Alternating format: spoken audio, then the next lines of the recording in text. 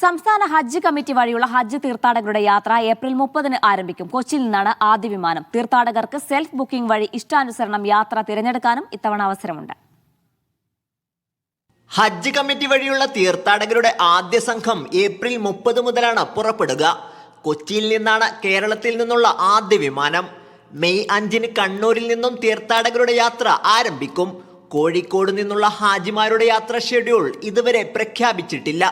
Jeddah വഴിയാണ് തീർത്ഥാടകർ ഇത്തവണ ഹജ്ജിനെത്തുന്നത്. ഹജ്ജിനു ശേഷം മദീന സന്ദർശിച്ച് നാട്ടിലേക്ക് മടങ്ങുന്ന രൂപത്തിലാണ് യാത്ര ക്രമീകരിച്ചത്. തീർത്ഥാടകർക്ക് വിമാന ടിക്കറ്റ് സ്വയം ബുക്ക് ചെയ്യാനുള്ള സൗകര്യം ഇത്തവണത്തെ പ്രത്യേകതയാണ്. ഹജ്ജ് സുവിധ ആപ്പ് വഴിയോ ഹജ്ജ് കമ്മിറ്റി വെബ്സൈറ്റ് വഴി ലോഗിൻ ചെയ്തോ യാത്ര തിരഞ്ഞെടുക്കാനാവും. ഞായറാഴ്ച വരെയാണ് സെൽഫ് ബുക്കിങ്ങിനുള്ള അവസരം.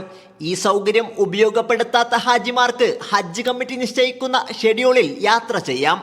ലേഡീസ് വിത്തൗട്ട് മഹ്റം കാറ്റഗറിയുള്ളവർക്ക് സെൽഫ് ബുക്കിംഗ് സംവിധാനം ഉപയോഗിക്കാനാവില്ല. ഷോർട്ട് ഹജ്ജ് ഓപ്ഷനിൽ ഹജ്ജിനെത്തുന്നവരുടെ യാത്ര മെയ് 17, 18, 19 തീയതികളിൽ കൊച്ചിയിൽ നിന്നാണ് ഷെഡ്യൂൾ ചെയ്തിട്ടുള്ളത്.